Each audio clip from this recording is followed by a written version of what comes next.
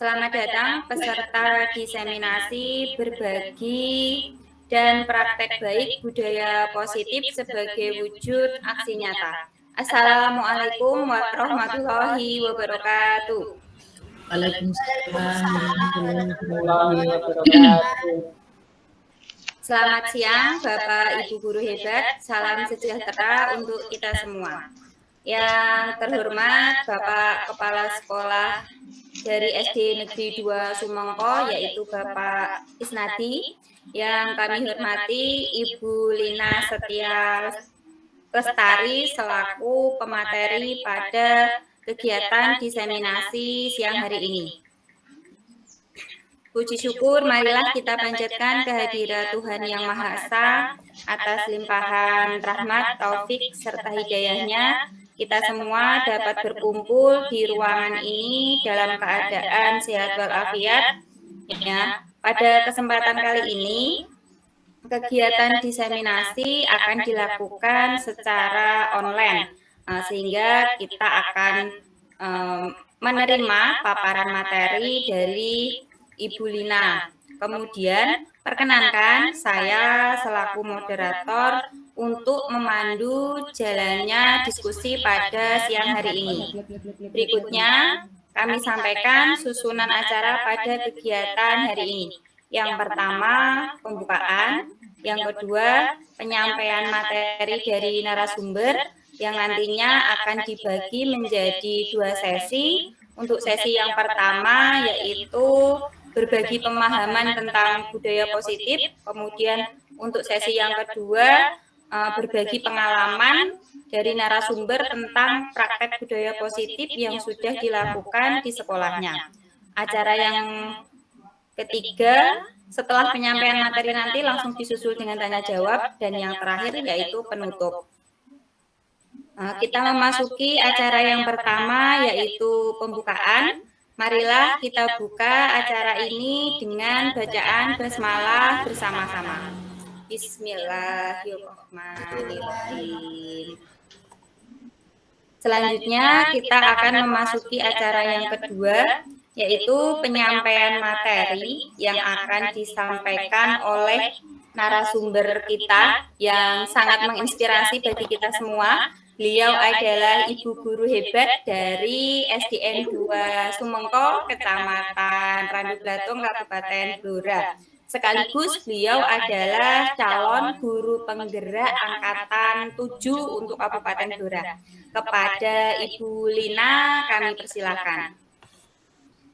Terima kasih Bu Rini atas pujian dan sanjungannya yang saya rasa itu terlalu berlebihan untuk saya. Baik teman-teman semua, apa kabar Bapak Ibu guru hebat? Terima kasih pada jam-jam rawan seperti ini, siang hari ini yang sedianya kita biasa pakai untuk tidur siang, beristirahat, tapi Bapak Ibu masih menyempatkan untuk dapat bergabung dalam acara mini webinar yang diselenggarakan sebagai upaya untuk berbagi pemahaman dan praktik baik. Oke, baik Bapak Ibu semua, izinkan saya untuk share screen terlebih dahulu. Nah, hari ini kita akan berdiskusi, bercakap-cakap dan berbincang-bincang mengenai budaya positif. Seperti itu Bapak Ibu. Sebelumnya, apakah Bapak Ibu pernah mendengar kata-kata atau ungkapan atau mungkin sebuah frase mengenai budaya positif ini? Mungkin ada yang ingin memberikan tanggapan sambil saya menunggu untuk share screen. Apakah sudah nampak share screen saya Bapak Ibu? Sudah Bu. Oh sudah, tapi ini saya mencoba untuk full screen ya Bapak Ibu agar nanti tampilannya lebih jelas pada layar monitor. Tapi nampaknya ini sangat-sangat lemot sekali. Ya, sambil menunggu mungkin ada yang ingin berpendapat mengenai budaya positif itu yang seperti apa? Mungkin salah satu punya ide atau Bapak Ibu? Ibu Yumiati, monggo Bu. Budaya positif itu kalau menurut saya seperti yang sudah dipelajari kemarin itu perilaku yang baik intinya itu Bu Lina. Ibu Yumiati tadi sudah menyampaikan tentang budaya positif, intinya adalah hal-hal yang baik, praktek yang baik, tadi seperti itu kurang lebih. Iya, benar sekali.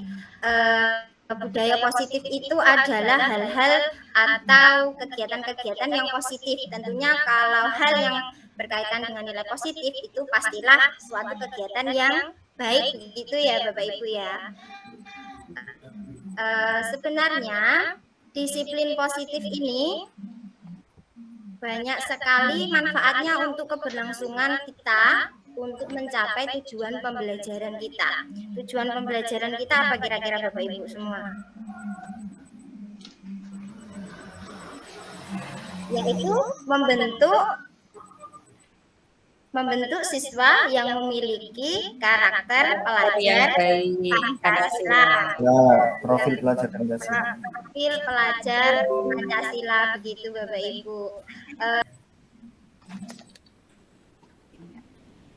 Oh baik Bapak Ibu, itu tadi mengenai budaya positif.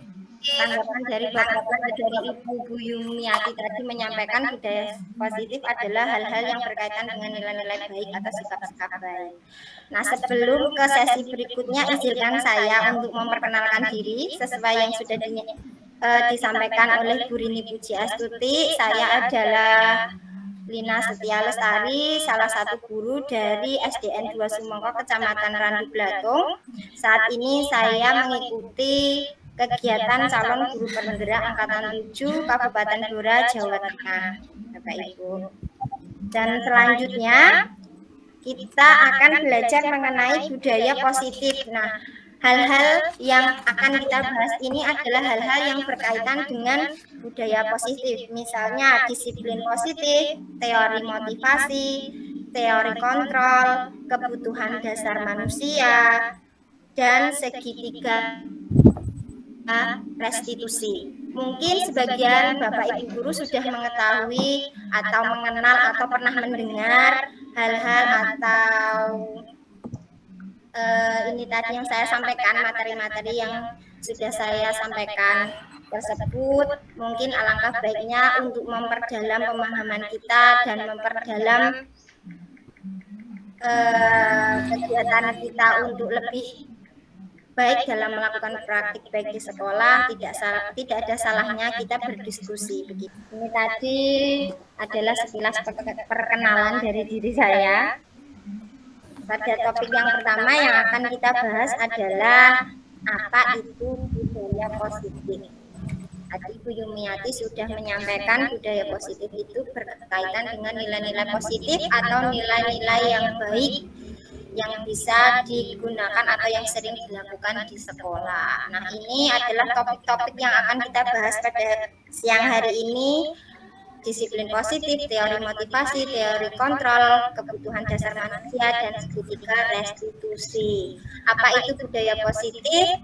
Budaya positif ini adalah sebuah rangkaian atau kegiatan atau kebiasaan yang berisi nilai-nilai atau keyakinan-keyakinan atau kebiasaan yang ada di sekolah yang berpihak pada murid, sehingga murid dapat berkembang menjadi pribadi yang lebih mandiri, kritis, penuh hormat, dan bertanggung jawab. Mengapa budaya positif ini perlu diciptakan atau perlu diwujudkan? Salah satunya adalah suasana yang positif diyakini akan membentuk suatu kondisi yang kondusif atau suasana yang positif, sehingga guru dan murid dapat menjalin suatu hubungan dalam kegiatan pembelajaran tanpa rasa paksaan, tanpa sebuah beban, melainkan sebuah kebutuhan.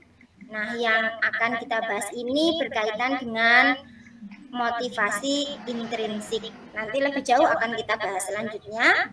Kita akan beralih ke disiplin positif. Salah satu mewujudkan budaya positif adalah melalui disiplin positif. Nah, Bapak Ibu, pernahkah atau apa yang ada di pikiran Bapak Ibu ketika Bapak Ibu mendengar kata disiplin? Monggo, ada yang mau berpendapat atau bagaimana? Anda bisa menyampaikan dalam 1 atau 2 kata. Kalau mendengar kata disiplin, apa yang ada di pikiran Anda misalnya?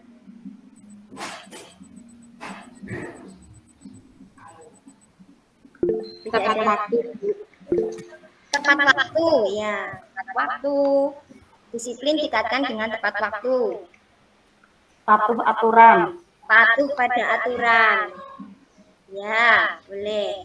Ada tepat waktu, ada yang patuh aturan. Kedua kata ini saling berkaitan. Pastilah Bapak Ibu ini juga sering sekali menggunakan kata disiplin ini sebagai cara Bapak Ibu untuk menerapkan sikap-sikap yang baik. Bukan seperti itu ya. Nah, pernahkah Bapak Ibu melakukan atau melakukan sebuah cara untuk menerapkan disiplin ini pada murid Anda? Kalau pernah, coba saya minta kerelaan Bapak Ibu untuk menyampaikan pernah tidak membuat atau menyampaikan atau berbuat sebuah kegiatan atau perilaku untuk mendisiplinkan siswa. Tujuannya untuk mendisiplinkan murid misalnya seperti itu. Ada yang mau berbagi pengalaman? Ya sudah, kalau tidak ada yang berbagi pengalaman, ada beberapa guru mengatasnamakan peraturan sekolah dengan tujuan untuk menciptakan sikap disiplin bagi muridnya. Nah, ada yang berhasil, ada yang tidak. Pastilah itu suatu dampak yang diterapkan dari sebuah peraturan, maka akan mencapai kata berhasil atau tidak berhasil gitu. Nah, dari kata-kata dari ungkapan-ungkapan disiplin tersebut kita akan mencoba bagaimana sih apa sebenarnya makna disiplin. Menurut Kamus Besar Bahasa Indonesia, disiplin ini merupakan sebuah kata kerja atau noun yang berarti ketaatan, kepatuhan kepada peraturan atau tertib dan sebagainya. Jadi sama seperti yang Ibu tadi sampaikan kaitannya dengan peraturan tepat waktu. Nah, itu tidak salah, tidak sepenuhnya salah atau tidak ya bisa dikatakan itu sebuah makna yang benar. Lalu menurut Diane Gosen dalam bukunya Restructuring School Discipline tahun 2001, disiplin itu berasal dari bahasa Latin yaitu disiplina yang artinya belajar. Kata disiplin ini juga berasal atau berakar dari kata yang sama, disiple, atau murid atau pengikut. Nah, Dan Gosen ini mengkaitkan bahwa seseorang murid itu atau pengikut harus paham betul alasan mengapa mereka mengikuti suatu aliran atau ajaran tertentu. Sehingga motivasi yang timbul adalah motivasi intrinsik atau motivasi internal atau yang tumbuh dari dalam diri, bukan lagi motivasi ekstrinsik atau motivasi eksternal yang keluar atau yang terdapat di luar dari diri seseorang. Nah, di sini disiplin diartikan sebagai motivasi seseorang untuk bertanggung jawab terhadap apa yang dilakukannya karena mereka mendasarkan bahwa tindakan yang mereka lakukan itu memiliki makna-makna atau nilai-nilai yang universal atau nilai kebajikan universal. Selanjutnya, seseorang yang dianggap memiliki disiplin diri, mereka akan mampu menerapkan nilai-nilai kebajikan dalam dirinya sehingga motivasi intrinsik ini terbentuk. Dan nilai-nilai kebajikan itu adalah nilai-nilai yang bersifat positif, nilai yang berasal dari sifat-sifat positif manusia yang merupakan tujuan mulia yang ingin dicapai setiap individu. Nilai-nilai ini bersifat universal sehingga tidak terbatas pada suku, ras, bangsa ataupun agama. Jadi nilai kebajikan ini dapat diartikan sama oleh semua orang. Sehingga itu yang disebut dengan universal seperti itu Bapak Ibu. Izin menyela Bu. Ya. Sepertinya PowerPoint-nya ini tidak jalan di tempat saya, apa hanya punya saya? Oh begitu ya. Iya, masih halaman pertama. Oh masih halaman pertama. Baiklah Ibu, saya coba stop screen. Ya. Saya coba mengulangi untuk share screen. Bapak Ibu bisa memberikan komentar apakah share screen saya ini berjalan atau tidak. Saya coba pakai layar penuh. Ya Bu, ini sudah nampak disiplin positif, sudah jalan. Oh begini. Saya ulangi lagi ya Bu dari slide yang disiplin positif, disiplin diri. Nah, seseorang yang dianggap memiliki disiplin diri, mereka akan mampu mengungkapkan atau mengimplementasikan nilai-nilai kebajikan yang ada dalam diri mereka yang mereka yakini, sehingga motivasi yang terbentuk adalah motivasi intrinsik. Bagaimana? Selesai berpindah Ibu? Iya Bu. Nah, banyak suatu grup perkumpulan memiliki keyakinan suatu nilai-nilai kebajikan tertentu. Jadi suatu nilai kebajikan itu dari suatu kelompok itu adalah nilai yang berlaku dalam kelompok tersebut. Sehingga semua orang bebas menggunakan atau memakai nilai-nilai kebajikan tersebut. Nah, yang seperti kita ketahui, nilai-nilai kebajikan yang ada di Indonesia sebagai seorang pelajar adalah nilai kebajikan pelajar Indonesia, yang mungkin Bapak Ibu yang sudah menerapkan kurikulum Merdeka pastilah sangat akrab dengan istilah-istilah ini, yaitu yang dikenal dengan profil pelajar Pancasila atau P3. Di sana ada 6 nilai-nilai kebajikan yang dipercaya menjadi suatu nilai keyakinan yang akan bertujuan untuk mengimplementasikan atau mewujudkan karakter setiap pelajar di Indonesia. Yang pertama adalah nilai beriman dan bertakwa kepada Tuhan Yang Maha Esa. Nilai-nilai ini selanjutnya disebut dimensi ya Bapak Ibu, lebih kita kenal dengan dimensi. Nah, dimensi beriman dan bertakwa ini memiliki beberapa elemen, antara lain elemen beragama, pribadi, kepada manusia, kepada alam, dan bernegara. Selanjutnya yaitu nilai mandiri. Ada beberapa elemennya, yaitu kesadaran akan diri dan situasi, regulasi diri, dan selanjutnya yang ketiga adalah bergotong royong, memiliki elemen kolaborasi, kepedulian, dan berbagi.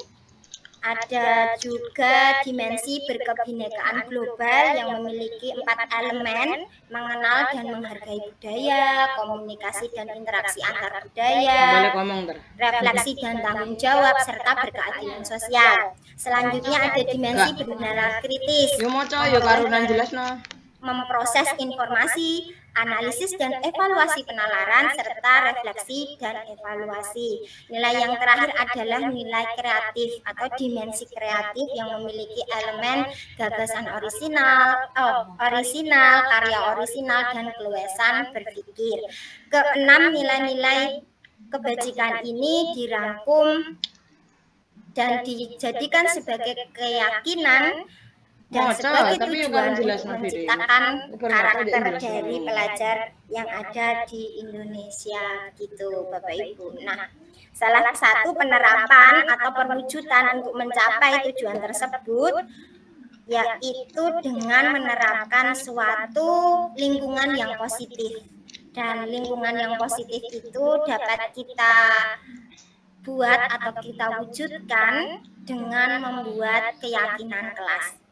Apa itu keyakinan? Keyakinan adalah nilai-nilai kebajikan atau prinsip-prinsip yang bersifat universal yang disepakati bersama secara universal, bebas atau terlepas dari latar belakang, suku, bangsa, agama maupun ras, sehingga semua dalam suatu kelompok itu menyepakati nilai itu yang diyakini begitu. Dan kita sebagai seorang guru bisa menerapkan keyakinan kelas ini di kelas kita. Bagaimana kita menumbuhkan keyakinan kelas untuk mewujudkan sikap positif, atau mungkin dimulai dengan pemikiran-pemikiran yang positif yang akan nantinya tercermin pada perilaku positif sehingga akan berdampak pada lingkungan serta komunitas yang lebih besar sehingga tercipta budaya positif pula seperti itu Bapak Ibu. Nah, kalau zaman dulu kita mengenal untuk mendisiplinkan murid-murid kita, terkenal kita menggunakan peraturan kelas begitu nggih. Nah, kenapa ini kita bergeser dari peraturan kelas, kenapa kita ke keyakinan kelas? Nah, itu yang menjadi pertanyaan mungkin dari Bapak Ibu yang belum pernah mengenal keyakinan kelas. Apa sih keyakinan kelas? Nah, bedanya peraturan kelas dan keyakinan kelas adalah dari yang pertama adalah bentuknya. Peraturan itu biasanya bersifat rinci dan konkret. Misalnya, dilarang membuang sampah sembarangan, dilarang makan di kelas, dilarang mengotori kelas, misalnya seperti itu. Itu peraturan biasanya dibuat secara rinci. Dan yang kedua yaitu peraturan biasanya dibuat dalam jumlah yang banyak, sehingga identik peraturan itu pastilah identik dengan kata-kata dilarang, tidak boleh, seperti itu ya. Sehingga terlihat peraturan itu seperti mengarah ke ancaman begitu. Selanjutnya yaitu peraturan bisa bertambah seiring waktu. Nah, ini yang membuat sebuah peraturan itu tidak luas, kurang luas, kurang menyeluruh. Nah, ini peraturan. Selanjutnya, bagaimana dengan keyakinan? Keyakinan ini dibuat lebih abstrak dan universal, sehingga apa yang ada di keyakinan itu, nilai yang diyakini itu menyeluruh, menggunakan kata-kata yang lebih dapat mengkiaskan atau menggambarkan semua kegiatan, sehingga kita tidak perlu lagi menyusun peraturan-peraturan yang lebih detail. Jadi kegiatan atau perilaku-perilaku yang lebih detail itu dapat dimasukkan dalam sebuah keyakinan. Misalnya bagaimana? Misalnya begini, peraturan kelas seperti jangan membuang sampah sembarangan, dilarang mungkin membuang sampah pada tempatnya, dilarang membuang sampah di laci, dilarang mengotori kelas, misalnya seperti itu. Kita dapat membuat suatu keyakinan kelas misalnya mengarah ke nilai kebersihan. Kalau kita berkaitan dengan kata kebersihan, hal-hal yang dianggap seperti mengotori, seperti membuang sampah sembarangan, itu kan tidak bersih. Jadi tanpa kita menyusun banyak sekali peraturan, kita sudah dapat membayangkan, oh itu termasuk pada nilai keyakinan kebersihan, seperti itu. Itu yang dimaksud abstrak dan lebih universal, jadi bersifat lebih umum. Selanjutnya, keyakinan ini mencakup perilaku yang berkaitan dengan nilai yang diyakini. Nilai yang diyakini ini disepakati oleh semua anggota kelas. Nah, bagaimana cara membuat keyakinan kelas? Ada beberapa hal yang perlu diperhatikan dalam penyusunan keyakinan kelas ini. Yang pertama, prinsip keterlibatan. Kita perlu melibatkan semua warga kelas. Kalau di kelas kita ya murid kita, semua harus menyampaikan ide mereka. Yang kedua, tak perlu banyak agar mudah diingat. Kebanyakan kalau kita menyusun beberapa list yang terlalu panjang, itu pastilah ada kemungkinan terlupa. Jadi dengan keyakinan kelas yang lebih simpel dan sederhana untuk diingat, diharapkan siswa ini dapat mengingatnya dengan mudah. Yang selanjutnya yaitu menggunakan kalimat positif, karena kita bertujuan untuk membangkitkan semangat yang positif, budaya yang positif, maka kita perlu menggunakan kalimat-kalimat yang berisi afirmasi positif seperti itu. Yang keempat, sesuai dengan konteks lingkungan sekolah. Kenapa harus sesuai? Karena keyakinan ini adalah kesepakatan di kelas, jadi ya harus dilaksanakan. Makanya kalau kita menyusun, kita harus mengetahui nilai yang diyakini tersebut bisa tidak diaplikasikan di kelas kita. Kita harus memiliki pertimbangan itu terlebih dahulu Bapak Ibu. Yang terakhir yaitu keyakinan kelas ini perlu ditinjau secara berkala agar tetap relevan dengan situasi.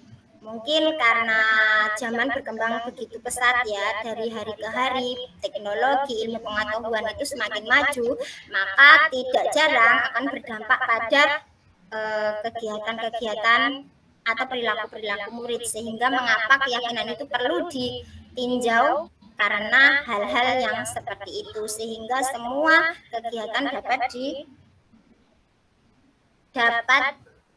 dikontrol oleh guru seperti itu. Itu tadi mengenai disiplin positif. Selanjutnya kaitannya lagi dengan budaya positif, yaitu teori motivasi. Pernahkah Bapak Ibu berpikir mengapa seseorang itu bertindak atau berperilaku? Yang paling banyak kita temui, kalau kita berbuat suatu hal, pastilah itu ada alasannya. Tidak mungkin kita melakukan kegiatan tanpa sadar, kecuali ada beberapa hal yang mungkin bisa dilakukan tanpa sadar. Nah, apakah yang menjadi motivasi? Motivasi itu berkaitan dengan dorongan ya Bapak Ibu. Dorongan mengapa kita berperilaku, berbuat, atau bersikap. Nah, menurut Diane Gosen, masih dalam bukunya tadi, Restructuring School Discipline, ada 3 hal yang mendasari seseorang itu berperilaku. Yang pertama yaitu untuk menghindari ketidaknyamanan atau hukuman. Ini yang bisa kita temui setiap hari ya, ada seseorang melakukan hal itu karena tidak mau dihukum. Misalnya kalau kita lihat ada seseorang yang memakai helm di jalan waktu berkendara, apakah mereka memakai helm itu untuk memberikan rasa aman pada diri atau lebih pada agar takut ditilang? Nah, 2 hal ini merupakan suatu motivasi mengapa orang berperilaku. Kalau seseorang tersebut melakukan hal tersebut, maksudnya memakai helm karena takut ditilang, berarti mereka menghindari ketidaknyamanan gitu. Selanjutnya yaitu untuk mendapatkan imbalan atau penghargaan dari seseorang. Ini sering kita temui murid kita, terutama kalau masih di kelas-kelas bawah ya. Kalau di jenjang SD itu di kelas 1, 2, 3 ada yang guru biasanya memakai sistem tempel bintang. Masihkah ada Bapak Ibu yang pakai bintang? Nanti kalau dapat nilai 100 atau kalau dapat duduk tenang, nanti Bu Guru beri bintang. Nah, seperti itu. Jadi anak benar-benar memang mereka diam. Karena apa motivasinya? Agar mendapatkan bintang. Jadi suatu imbalan atau penghargaan seperti itu. Sehingga motivasi yang terbangun dari mereka adalah motivasi intrinsik. Ekstrinsik maksud saya. Ekstrinsik adalah motivasi yang timbul dari luar diri seseorang. Yang ketiga, ini tingkatannya atau jenjangnya lebih tinggi Bapak Ibu, yaitu untuk menjadi orang yang mereka inginkan dan menghargai diri sendiri dengan nilai-nilai yang mereka percaya. Nah, seseorang yang melakukan suatu kegiatan didasarkan pada nilai yang terakhir ini, alasan yang terakhir ini, maka orang tersebut dianggap memiliki motivasi intrinsik dari dalam, dan motivasi intrinsik ini tidak akan mudah hilang. Berbeda dengan motivasi ekstrinsik yang sudah disebutkan yang ada pada pernyataan pertama dan kedua tadi. Begitu tentang motivasi. Monggo Bapak Ibu menganalisis lagi, mengingat-ingat lagi ketika Bapak Ibu melakukan suatu kegiatan, apakah itu karena menghindari suatu hukuman atau ingin mendapatkan pujian atau lebih pada memang tanggung jawab diri kita gitu. Selanjutnya itu tadi kita berbicara mengenai motivasi atau dorongan mengapa kita berperilaku. Nah, perilaku itu pastilah menimbulkan suatu reaksi. Ada reaksi yang positif, ada reaksi yang negatif. Nah, reaksi yang negatif ini dianggap suatu pelanggaran. Kalau kita bicara, yang kita akan bicarakan adalah motivasi respon yang negatif. Respon yang negatif ini akan menghasilkan sebuah hukuman, konsekuensi atau restitusi begitu. Yang pertama, perilaku seseorang akan menimbulkan suatu hukuman. Dan hukuman itu seperti apa ya? Kalau hukuman pastilah bersifat tidak terencana dan tiba-tiba. Nah, anak atau murid itu tidak dilibatkan atau tidak tahu hukuman apa yang akan diterima, dan sebuah hukuman itu pastilah berkaitan dengan suatu hal yang dikonotasikan, suatu hal yang menyakitkan, tidak enak dan tidak nyaman. Semua orang yang mendengar kata hukuman pastilah konotasinya ke arah negatif seperti itu. Sehingga dampak dari hukuman ini banyak sekali bagi psikis murid. Bisa jadi murid yang mendapat hukuman memang dia akan taat atau patuh dengan kita, tapi apakah akan patuh terus atau karena memang kaitannya dengan teori motivasi karena takut dihukum seperti itu. Nah, jadi hukuman ini bersifat satu arah gitu Bapak Ibu. Berbeda lagi dengan konsekuensi.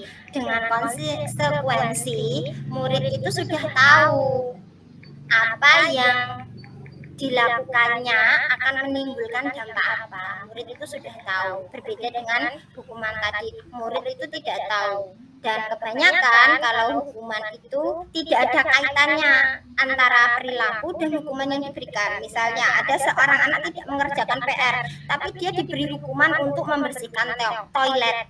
Kan tidak ada hubungan antara tidak mengerjakan PR atau membersihkan toilet, itu kan tidak ada hubungannya. Jadi kalau konsekuensi ini anak sudah tahu apa hukuman dari perbuatan atau konsekuensi, bukan hukuman, maksud saya konsekuensi dari perilaku mereka. Selanjutnya adalah restitusi. Restitusi ini adalah suatu proses untuk menciptakan kondisi bagi murid. Ini yang dimaksudkan adalah murid yang melakukan pelanggaran itu, yang dianggap melakukan pelanggaran itu, untuk memperbaiki kesalahannya sehingga mereka dapat kembali pada kelompok mereka dengan karakter yang lebih kuat. Begitu, ini tentang restitusi. Nanti kita akan bahas yang lebih dalam lagi di slide selanjutnya. Nah, itu tadi mengenai motivasi, alasan kenapa manusia berperilaku menurut Hein Gosen. Nah, sebenarnya apa sih yang mendasari seseorang berperilaku selain motivasi? Nah, selain motivasi, ternyata seseorang itu berperilaku karena mereka ingin memenuhi kebutuhan dasarnya. Ada beberapa kebutuhan dasar manusia. Yang pertama yaitu kebutuhan untuk bertahan hidup. Nah, ini berkaitan dengan kebutuhan untuk mencukupi kebutuhan fisik atau psikisnya. Misalnya kebutuhan makan, tidur. Mungkin kalau kita menemukan murid kita tidur di kelas, mungkin saja hal yang dilakukannya itu adalah upaya untuk memenuhi kebutuhan dasarnya berupa bertahan hidup. Tidur kan adalah sebuah kebutuhan ya Bapak Ibu, kebutuhan beristirahat atau rehat. Yang kedua adalah cinta dan kasih sayang. Kebutuhan ini semua orang pasti ingin diperhatikan, disayangi, dicintai. Nah, seseorang bisa jadi melakukan hal-hal yang mungkin termasuk sebuah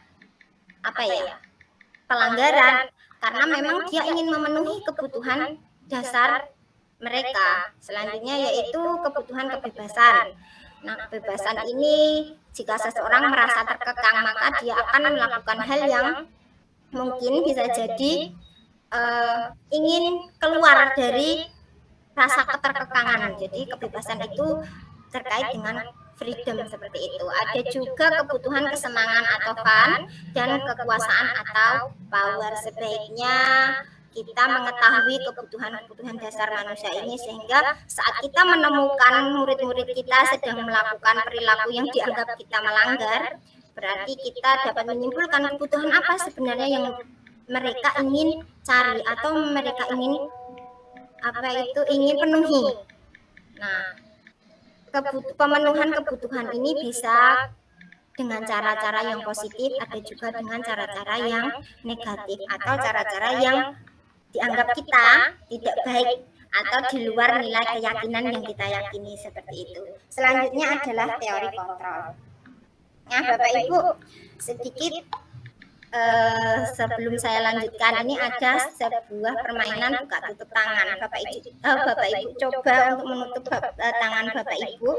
Anggap di dalam tangan atau genggaman tangan yang kemudian Anda menggenggam suatu hal yang sangat berharga dan Anda tidak ingin kehilangan benda tersebut. Apa yang Anda lakukan?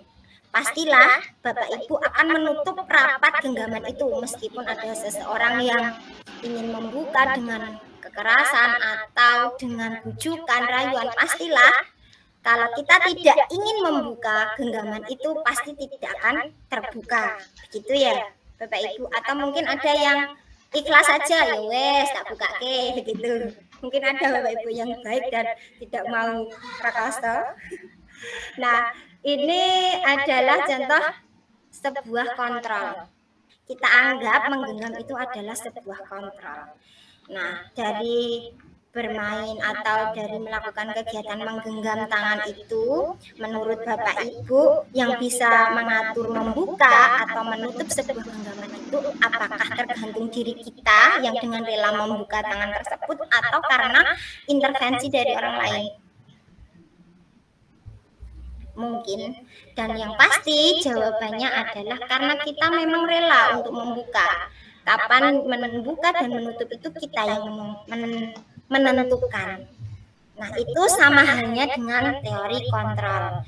Sebenarnya kita ini tidak punya hak atau tidak punya kekuatan untuk mengontrol orang lain. Hal yang paling bisa kita kontrol adalah diri kita sendiri, seperti kita mengontrol tangan kita sendiri untuk membuka atau menutup tadi, kita kiaskan itu seperti kontrol diri kita. Sebenarnya kita tidak bisa mengontrol orang lain tanpa kerelaan orang tersebut untuk merelakan dirinya dikontrol oleh kita. Itu yang harus kita pahami. Nah, ada beberapa miskonsepsi mengenai makna kontrol ini menurut William Glasser. Yang pertama, ilusi guru mengontrol murid. Biasanya ini berkaitan dengan peraturan dan hukuman tadi. Setelah murid kita menaati peraturan, misalnya memakai sepatu berwarna hitam saat upacara, itu karena ada peraturan.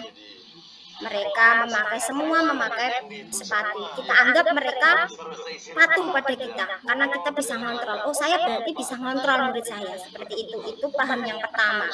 Tapi itu sebuah ilusi. Yang kedua, ilusi bahwa semua penguatan positif efektif dan bermanfaat. Ini penguatan positif yang dimaksud adalah sebuah bujukan atau rayuan. Misalnya kalau Bapak Ibu yang sudah berkeluarga dan punya anak atau mungkin keponakan diberikan janji, misalnya, Dek, kamu harus belajar yang rajin. Nanti kalau ranking 1 nanti ibu atau kakak atau tante kasih hadiah sepatu roda misalnya. Mungkin atau sebagian besar anak akan mengikuti kegiatan tersebut sehingga mereka akan rajin sekali. Kita bangga pastinya. Oh, berarti mereka itu sudah patuh sama kita. Padahal tidak. Karena mereka itu lebih condong pada reward yang akan diberikan atau penghargaan yang akan diberikan. Selama ini kita menganggap kita juga sudah mengontrol mereka, tapi sebenarnya yang mereka lakukan adalah untuk mendapatkan pujian atau penghargaan seperti itu. Jadi motivasi yang tertentu adalah motivasi ekstrinsik. Yang selanjutnya adalah ilusi bahwa kritik membuat orang merasa bersalah dapat menguatkan karakter. Ini yang biasanya kalau kita minta sama murid kita,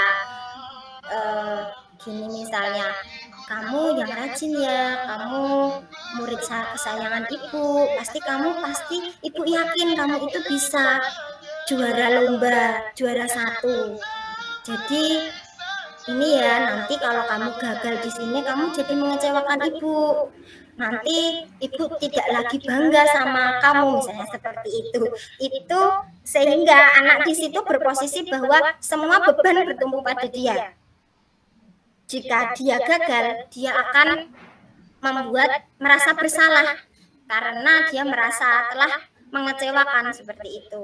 Yang ilusi keempat yaitu ilusi bahwa orang dewasa memiliki hak untuk memaksa. Ini sebagian besar kalau Bapak, Ibu-ibu, biasanya saya sendiri sebelum mengenal miskonsepsi ini, saya menyadari saya sering berkata pada anak saya, kamu itu harus nurut sama orang dewasa. Orang dewasa itu sudah pernah jadi anak-anak, kamu kan belum. Nah, seperti itu. Jadi kita memaksa, kamu rajin, ibu dulu rajin. Jadi kamu harus rajin ya, seperti itu kita memaksa karena tidak dipungkiri bahwa saya juga punya anggapan bahwa sesuatu hal yang pertama itu harus dipaksa dulu, baru nanti akan terbiasa. Sehingga mereka taat pada kita, padahal itu tidak. Itu adalah sebuah ilusi kembali. Itu tadi beberapa ilusi atau miskonsepsi mengenai makna kontrol. Nah, setelah Bapak Ibu mengetahui kenapa itu tidak begitu baik untuk diterapkan pada murid kita atau anak-anak kita, kita harus merubah paradigma dari stimulus respon menjadi teori kontrol. Karena stimulus respon ini berkaitan dengan tindakan, itu pasti akan menghasilkan sebuah respon. Nah, dari teori stimulus respon ini kita mencoba mengubah orang agar berpandangan sama dengan kita. Padahal menurut teori kontrol, kita tidak bisa memaksakan seseorang itu sama dengan kita. Yang kedua, perilaku buruk itu dilihat sebagai suatu kesalahan, kegagalan atau penyimpangan.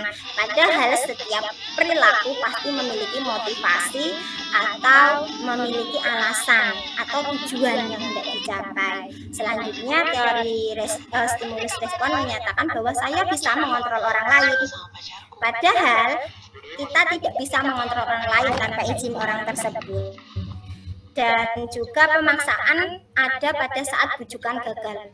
Wis pokoknya gak bisa dirayu ya dipaksa biar terbiasa. Padahal tidak, melalui kolaborasi, kerjasama, konsensus atau kesepakatan bisa menciptakan suatu pilihan-pilihan yang baru. Dan pada stimulus respon ini model berpikirnya adalah model menang kalah. Jadi seorang yang mengontrol, dia beranggapan bahwa saya menang karena saya bisa mengontrol.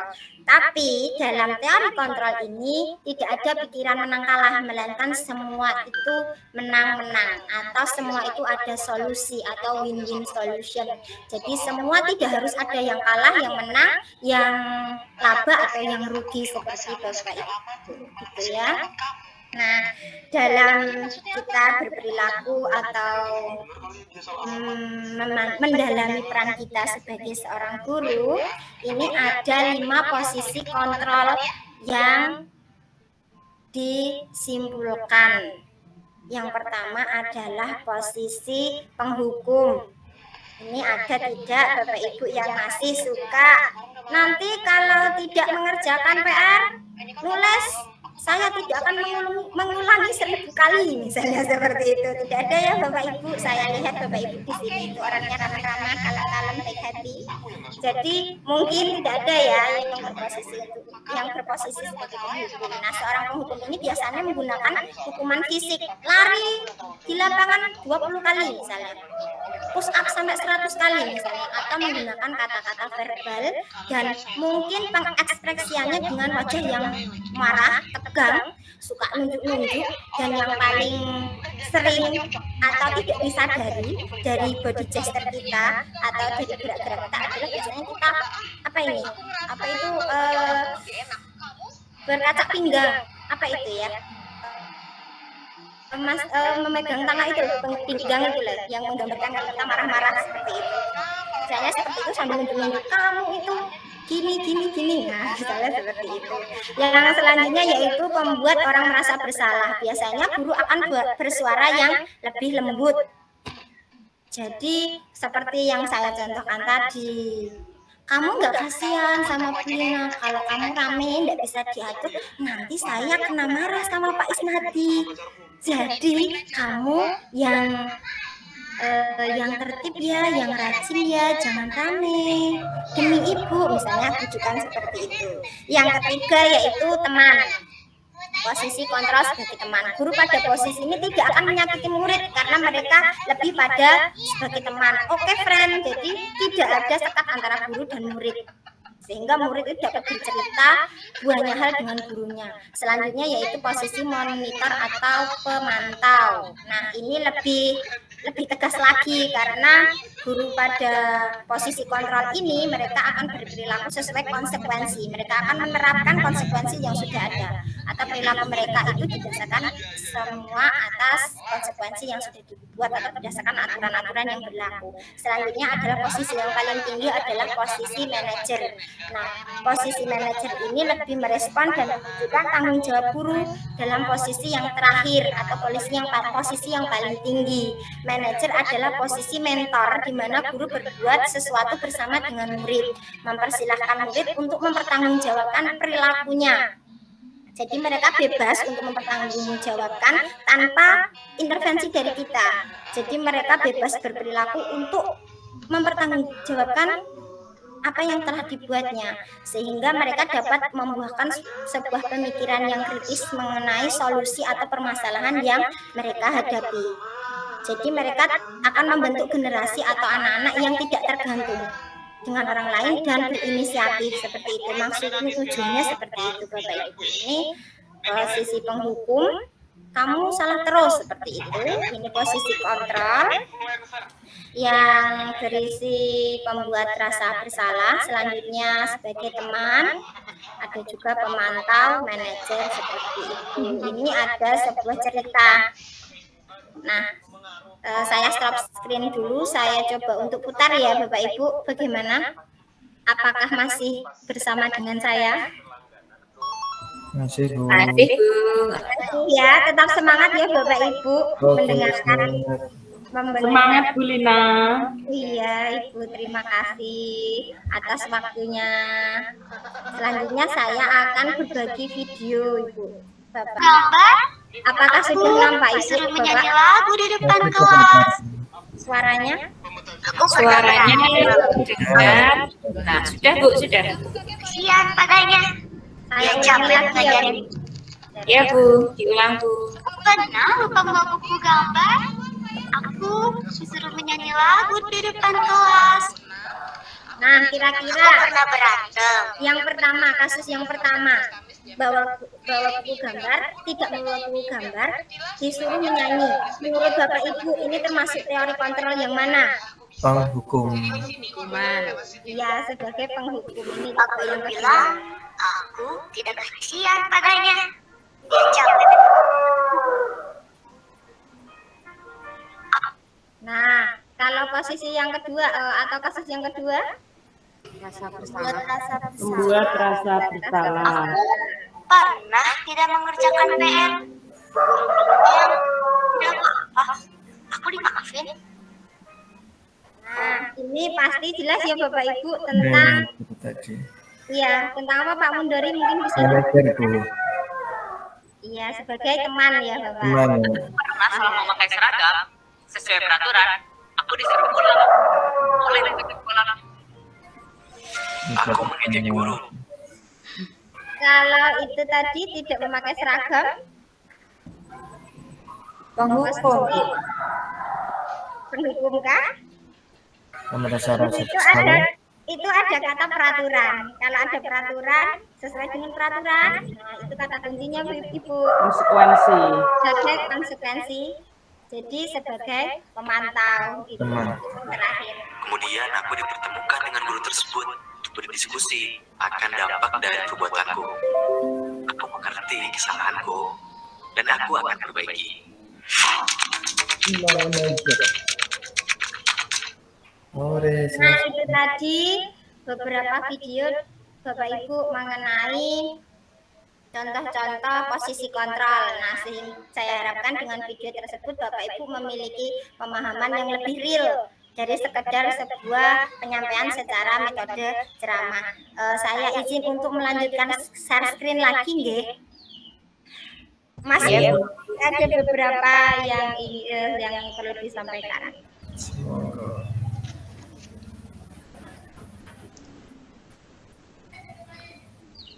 Bagaimana Bapak Ibu sudah nampak? Sudah Bu. Sudah Bu.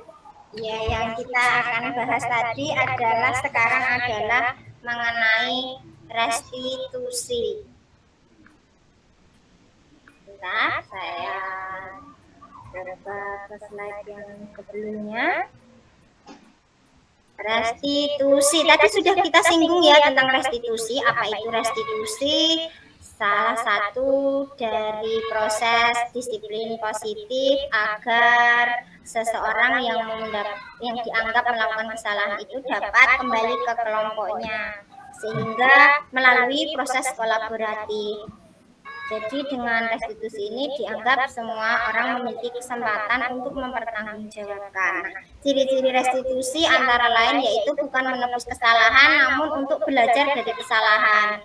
Yang kedua, untuk memperbaiki hubungan. Biasanya setelah kita menghukum, ada juga yang setelah kita menghukum anak-anak itu cenderung akan menyimpan dendam pada kita. Wah, Bukai galak, saya nggak mau diajar sama Bukai, misalnya seperti itu. Nah, dengan restitusi ini diharapkan hubungan tersebut dapat baik meskipun mereka memperbaiki kesalahan, tapi mereka dengan rela dan ikhlas untuk memperbaikinya. Selanjutnya, restitusi ini berisi tentang tawaran, bukan paksaan. Restitusi juga menuntun untuk melihat ke dalam diri atau lebih pada refleksi diri. Selanjutnya, restitusi ini juga bertujuan untuk mencari kebutuhan dasar yang mendasari tindakan seseorang dalam bertindak atau berperilaku. Restitusi ini adalah cara yang dianggap paling baik yang berfokus pada karakter, bukan pada tindakan, karena sejatinya semua orang itu memiliki sisi positif dan itu harus dikembangkan. Dan selanjutnya, restitusi itu fokus pada solusi, bukan akar permasalahannya.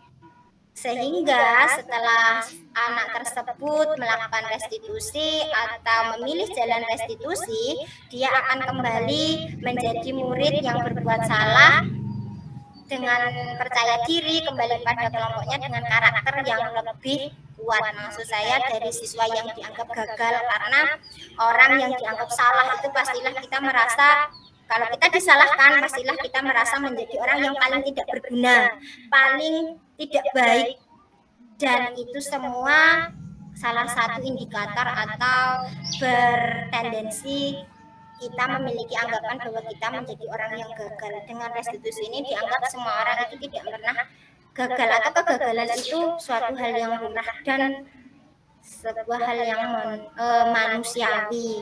Salah satu hal atau tindakan restitusi itu dilakukan dengan menerapkan tahapan-tahapan pada segitiga restitusi seperti yang ada pada layar Bapak Ibu. Restitusi ini ada memiliki 3 sisi menstabilkan identitas, validasi tindakan atau kebutuhan, dan menanyakan keyakinan. Ini kembali lagi pada penyusunan keyakinan seperti yang sudah saya sampaikan di slide yang pertama awal-awal tadi ya Bapak Ibu. Nah, tahapan segitiga restitusi yang pertama itu adalah menstabilkan identitas. Seseorang yang telah melakukan sebuah kesalahan, mereka biasanya akan terpuruk. Itu kalau anaknya yang memiliki mental yang down ya. Kalau anak memiliki rasa takut seperti itu setelah melakukan kesalahan, pastilah dia merasa takut, merasa gagal, dan mungkin menyembunyikan agar tidak dimarahi seperti itu.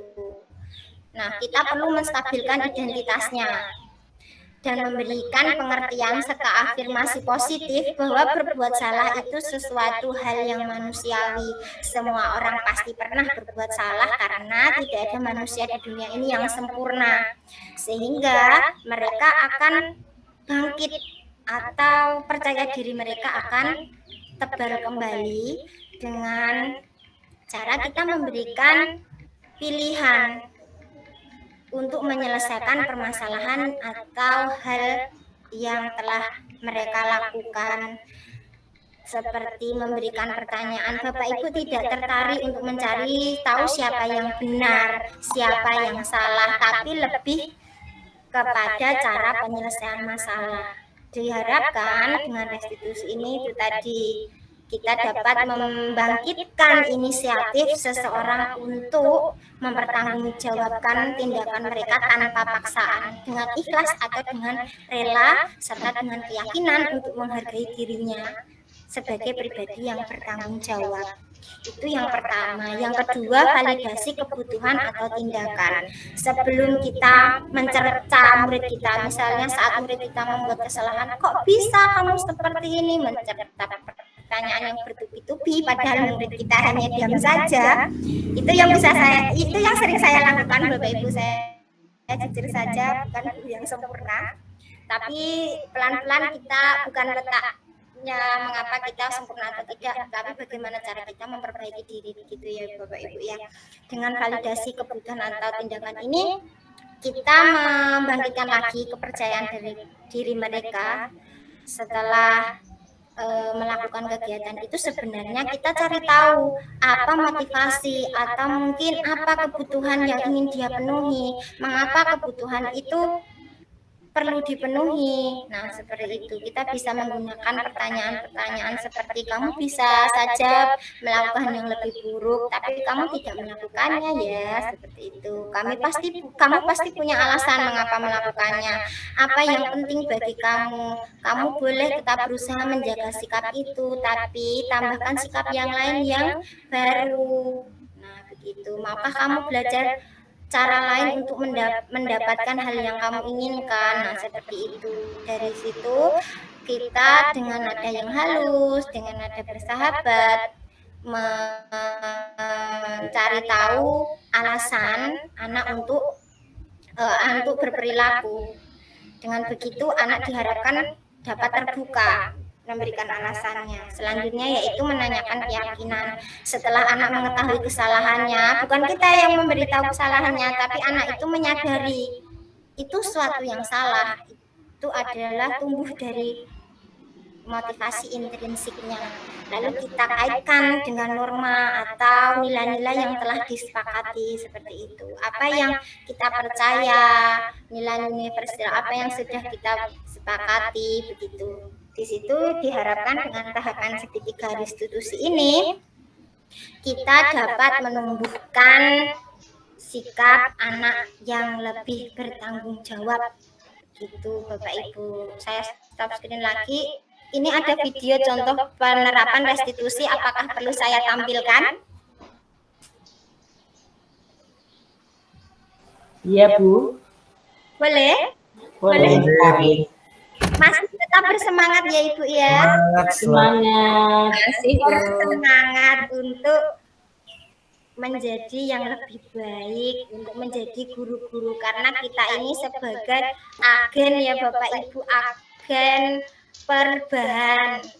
Kita sebagai ujung tombak pendidikan yang ada di Indonesia untuk menciptakan pelajar Pancasila. Sebentar. Dulu secara mandiri bacaan di buku halaman 70 sampai 71. Sudah nampak Bapak Ibu? Sudah terdengar? Sudah. Adi, kamu pasti punya alasan melempari bola kertas ke teman-teman kamu saat jam pelajaran. Nanti selesai jam pelajaran kita ngobrol ya.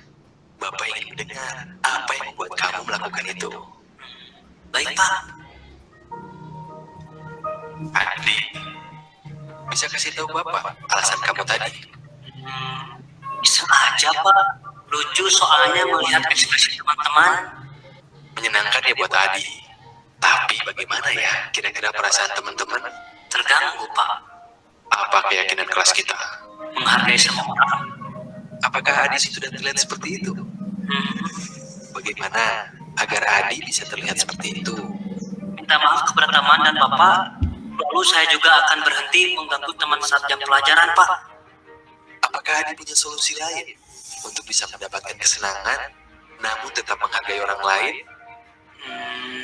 Bermain bersama teman saat jam istirahat atau jeda antara pelajaran. Kalau Bapak mengadakan bermain prarangi seperti semester kemarin, bagaimana Pak? Seru sekali waktu itu. Baik, Bapak hargai usaha Adi untuk memperbaiki diri. Terima kasih juga sarannya ya Adi. Bapak akan coba pertimbangkan.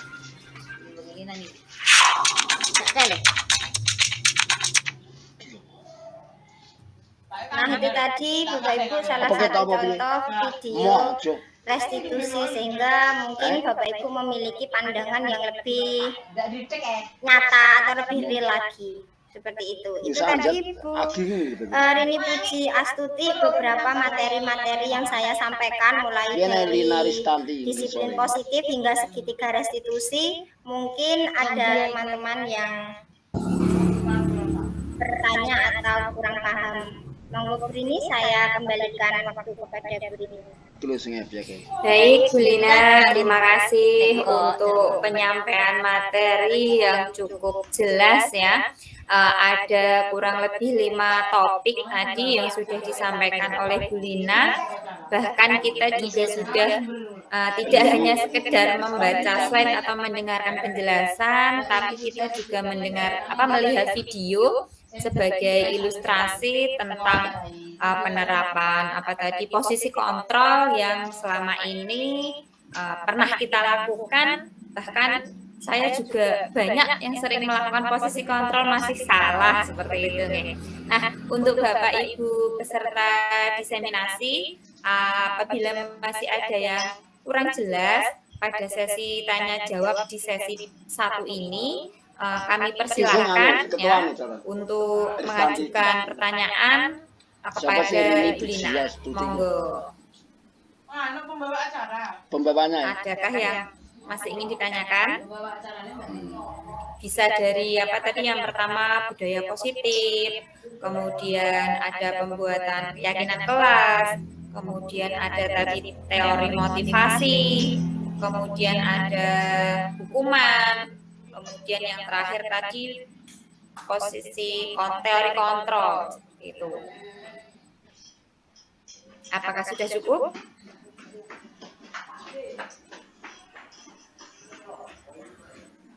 Sepertinya cukup mencerahkan Bapak Ibu, sehingga tidak ada yang bertanya. Begitu Bu Rini, kita lanjutkan saja begitu nggih Bu? Nah, karena efisiensi waktu sudah cukup memahami, kita lanjutkan ke sesi yang kedua, di mana Ibu Lina akan membagikan tentang pengalaman melakukan budaya positif yang sudah beliau lakukan di lingkungan sekolahnya. Monggo Bu Lina.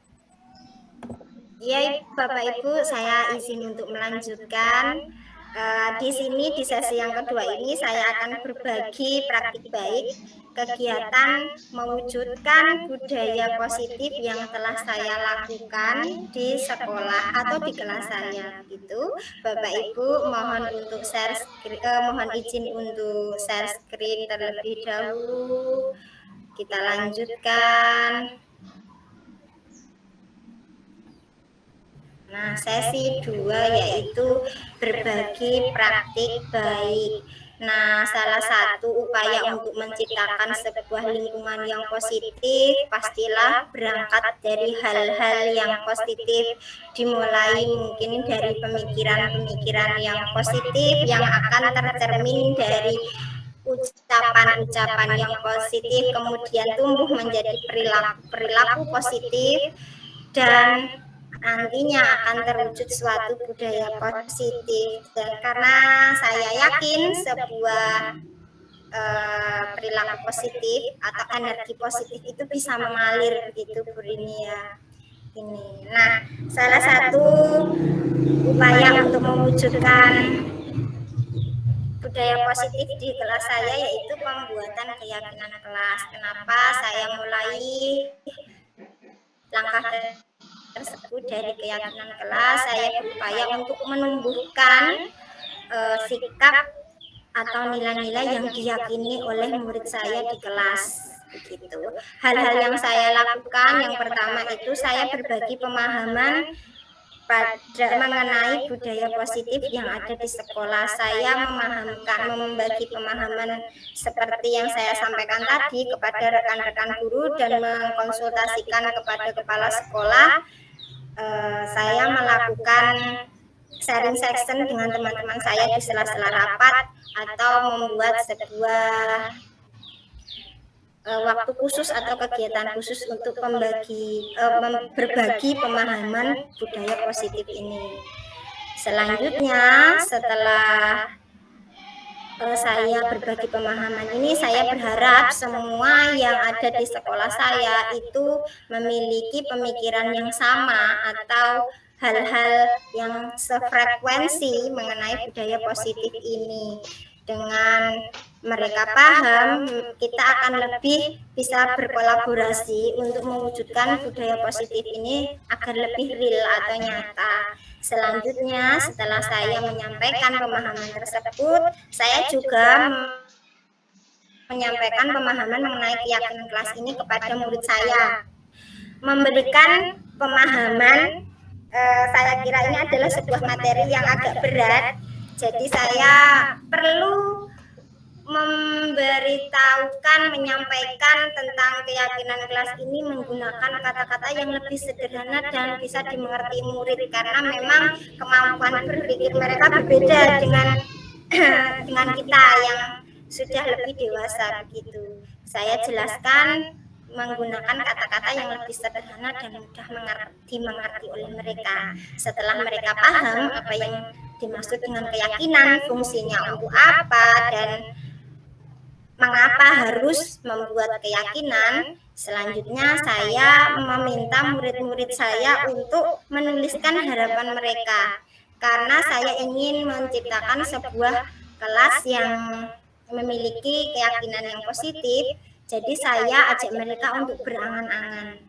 Ini tidak mudah untuk anak usia kelas 3 dan 4 di sekolah saya, karena bagaimana ya, pada usia ini anak-anak berpikirnya masih kurang begitu luas, masih mengandai-andai. Jadi mereka usia ini kan lebih senang untuk berandai-andai atau berfantasi ya. Jadi saya ajak mereka untuk menuliskan harapan.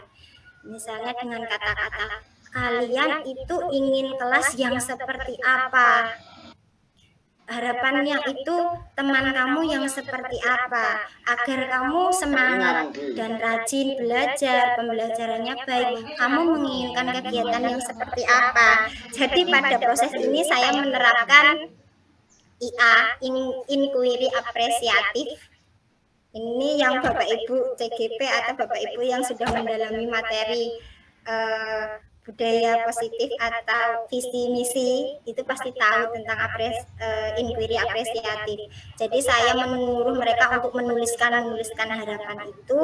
Kemudian setelah menuliskan harapannya, lalu saya tanya lagi, kalau kalian punya keinginan seperti ini, coba kalian tuliskan peraturan-peraturan yang atau tindakan-tindakan kalian yang mungkin bisa mewujudkan harapan kalian ini. Kalau kalian ingin kelas tenang, berarti kalian harus bagaimana? Jadi saya harus menyederhanakan maksud saya ini agar mereka bisa tangkap. Jadi mereka mulai menuliskan, oh kalau kelas saya mau kelas tenang, berarti semua teman harus diam, misalnya seperti itu. Tidak boleh kotean, tidak boleh nyanyi sendiri, seperti itu Bapak Ibu. Meskipun tadi saya menyampaikan bahwa kita harus membuat keyakinan kelas dimulai dengan istilah-istilah atau kalimat-kalimat yang positif, nyatanya kalau saya, kalian buat kalimat positif. Nah, murid saya itu banyak yang bengong tanya, yang positif itu yang gimana? Terus saya menjelaskannya yang ini gini. Akhirnya ya sudah, terserah kalian tuliskan apa yang menjadi peraturan kalian. Jadi mereka mulai mengelis keinginan mereka, harapan mereka melalui peraturan-peraturan itu. Setelah saya tuliskan, setelah mereka menuliskan apa yang menjadi harapan dan bagaimana cara mencapai harapan itu agar real, lalu saya mengambil itu, saya menyuruh mereka menulis di sticky note. Sebenarnya itu saya tempelkan menjadi kesepakatan kelas. Nah, kesepakatan kelas ini terus saya ambil, lalu saya baca lagi. Saya menyuruh mereka membaca lagi. Coba kamu, ini kan murid saya ada 8 anak Bapak Ibu. 8 anak ini jangan dibayangkan satu kelas, ini 2 kelas 3 dan kelas 4, karena memang kita mini classes. Jadi dari ke-8 itu saya suruh baca peraturannya.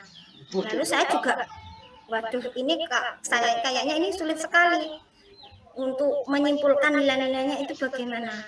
Nah, saya berinisiatif itu saya membuat sendiri nilai-nilai. Misalnya saya mengkategorikan nilai kebersihan, nilai gotong royong, ketertiban, kasih sayang, toleransi, terus kebersihan, ada juga nilai mandiri, seperti itu saya tuliskan di papan tulis seperti yang di gambar nomor 3 itu.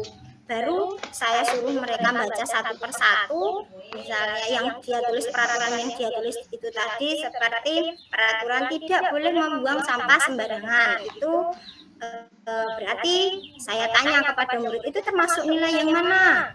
Jadi saya ucapkan kembali. Jadi mereka yang mengelompokkan.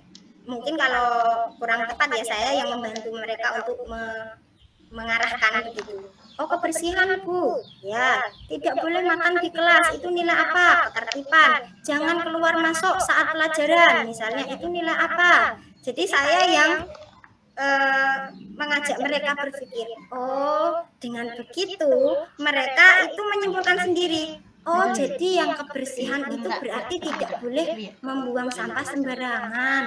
Oh, yang tidak boleh menyimpan makanan di laci, misalnya seperti itu. Itu mereka yang menyimpulkan. Jadi dalam fase ini bersama murid saya mengidentifikasi nilai keyakinan dalam kelas sampai saya itu membuat seperti itu loh, voting gitu. Jadi peraturan mereka yang tulis pastilah itu semua dari berdelapan itu kalau anak-anak ya tidak masih usia seperti mesti tanya kamu jawab apa gitu, masih seperti itu. Jadi kebanyakan nilai-nilai yang mereka tulis itu sama. Jadi saya mengelompokkan yang sama yang tidak saya coret kembali di identifikasi nilai-nilai itu. Selanjutnya setelah saya mendapatkan ini tadi, saya merumuskan dari yang peraturan yang mereka buat itu tadi, lalu saya simpulkan termasuk nilai-nilai yang mana. Saya ambil 3 nilai yang dianggap paling banyak dan paling mereka gambarkan di peraturan kelas atau di solusi penerapan atau solusi perwujudan harapan mereka itu tadi, Bapak Ibu. Nah, seperti itu. Setelah saya menyepakati, setelah kami menyepakati nilai-nilai yang dianggap sebagai keyakinan kelas, karena saya beranggapan 3 itu sudah sangat berupaya sekali, apalagi tidak perlulah yang banyak-banyak, yang penting 3 tapi terrealisasi daripada 10 tapi tidak sama sekali. Begitu saya punya pemahaman seperti itu. Ini di hari kedua, karena 1 hari itu tidak jadi Bapak Ibu keyakinan kelas. Jadi di hari berikutnya setelah anak-anak menyepakati nilai-nilai itu, lalu saya bantu mereka untuk mengetik dan mereka yang menghias keyakinan kelas, karena anak-anak seperti itu pasti senang hal-hal yang warna-warni, banyak gambar seperti itu. Setelah itu semua kelas, anggota kelas menandatangani semua. Jadi kami anggap itu sebuah keputusan bersama. Jadi semua yang membubuhkan tanda tangannya itu bertanggung jawab atas apa yang ditandatanganinya, gitu Bapak Ibu. Sehingga ini terciptalah sebuah keyakinan, bukan sebuah, ada 3 nilai yang kami yakini, yaitu nilai semua tertib, semua senang. Nah, itu terkandung nilai tertib di sana. Selanjutnya kelas bersih, dambaan kita. Dan kita berharga, gitu. Setelah kami susun, kami pajang di tempat yang mudah dilihat dan semua anak tahu itu hasil karya mereka. Mereka bangga, mereka senang seperti itu. Meskipun mungkin ada beberapa dari mereka belum begitu mengerti ini untuk apa sih, gitu.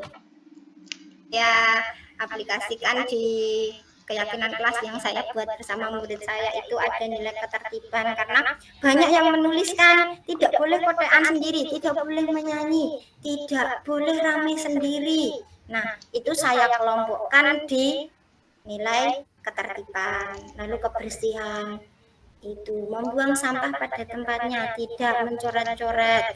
Nah, dari situ ternyata hal yang tidak saya bayangkan sebelumnya Bapak Ibu, dari situ anak-anak itu tahu sendiri. Oh, kalau kurang bersih nilai keyakinannya tidak bersih gitu.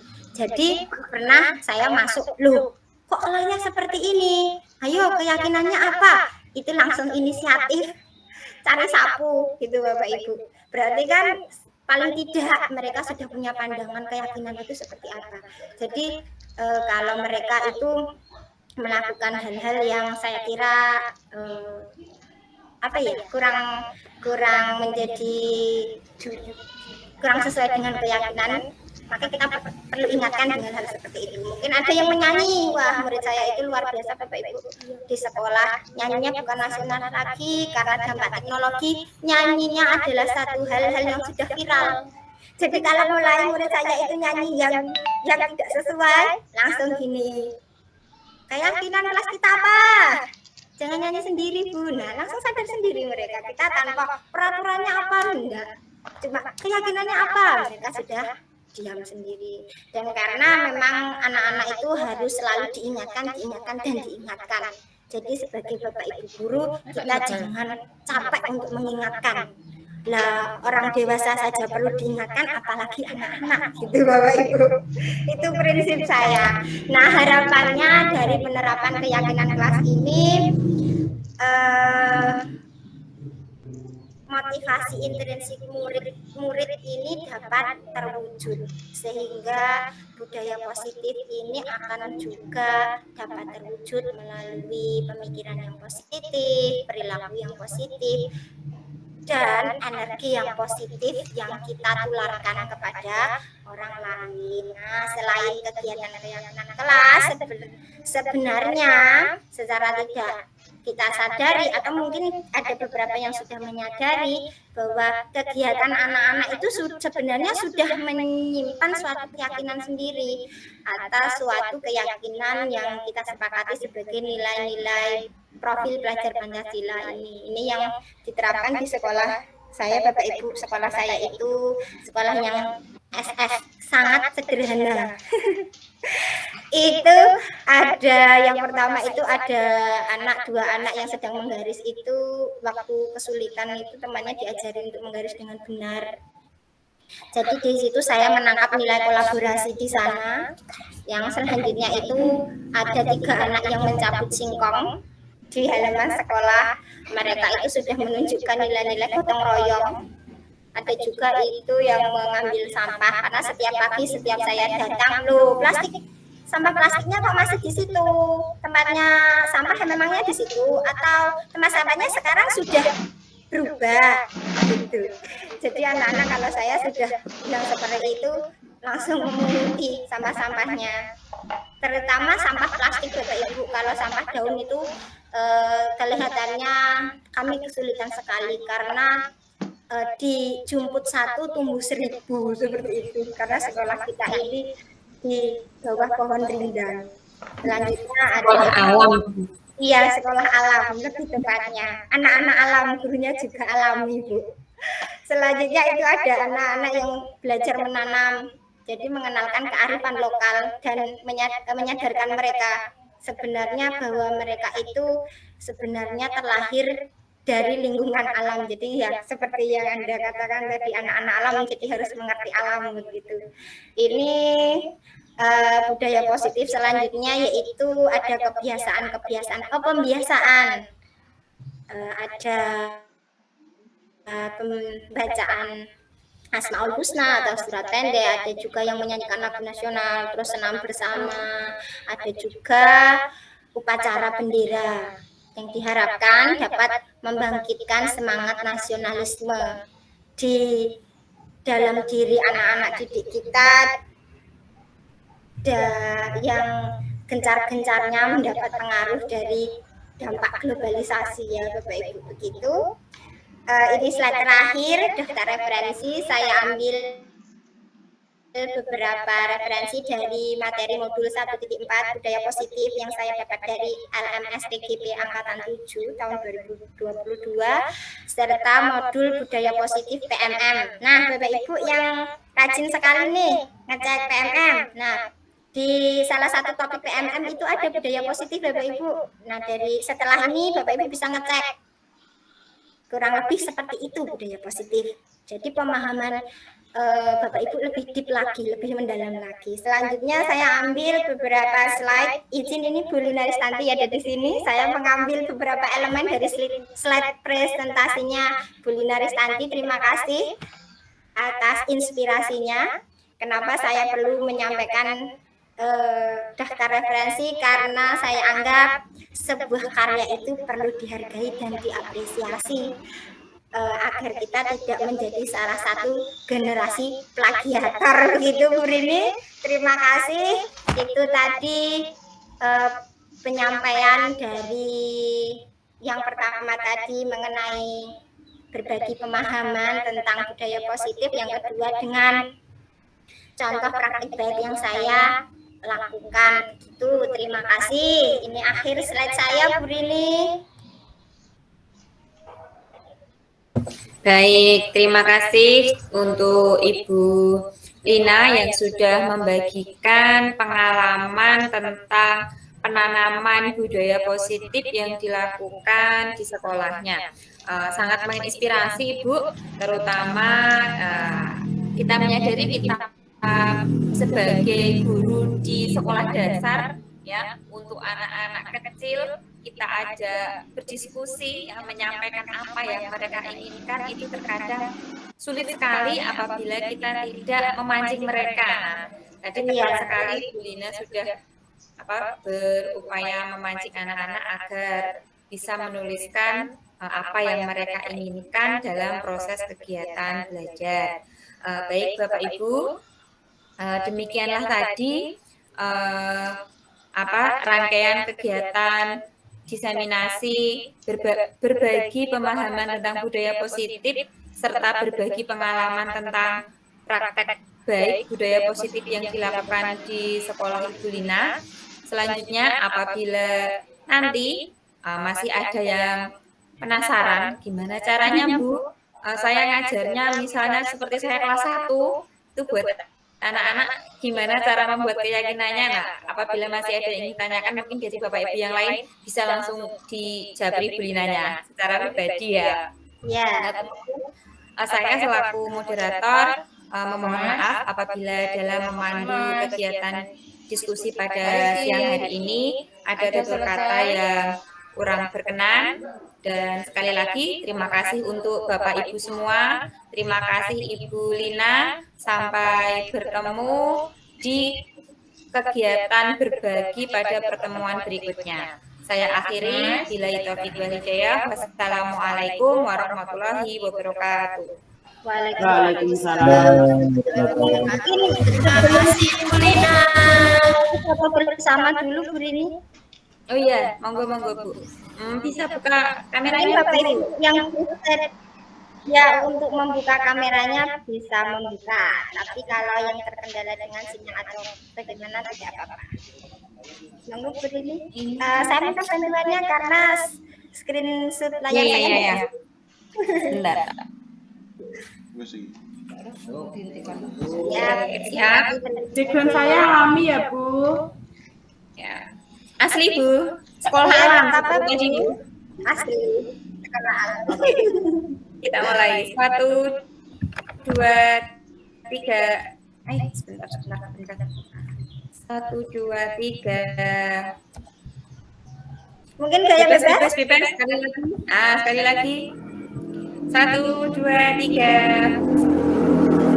Oh, baik. Terima kasih. Terima kasih Bapak Ibu semua. Sama-sama Bu Lina, terima kasih juga. Ya.